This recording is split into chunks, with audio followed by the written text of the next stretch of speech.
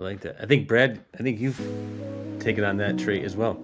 Or maybe a road trip to with your family, that ripping the Band-Aid off and doing something different. There were two road trips, and they were a constant in the conversations that I had with Amy about, okay, why were they so meaningful? What was my North Star? What were my values?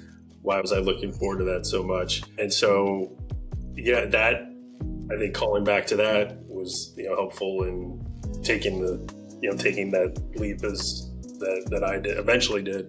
I think it's coming at that idea of making that leap from perspective, going back to above the line or below the line, and some stoicism, learnings and whatnot of like, what's the worst that can come at it from a position of abundance and excitement rather than scarcity and fear, and don't tell yourself this story of all the terrible things that's going to happen, and my family's going to starve, and we're never going to have a house again, and all those things.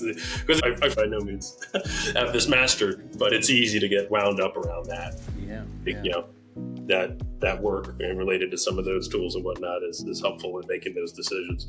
I don't have Amy's credentials, but I believe that there is such an issue in the world, in humanity, with believing the thoughts because they're inside our brain.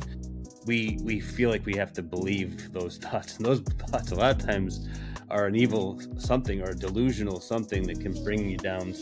Myself, I'm just speaking from my own experience, and I love talking to people like you guys, because sometimes having someone else explain the perspective that you couldn't understand, you identified it, but hearing someone else say it in a different way is sometimes all you need. That lens, the focus comes into play. And so I'm so grateful for you guys talking about this, because it's something that personally I've been trying to sort out for the last 47, almost 48 years.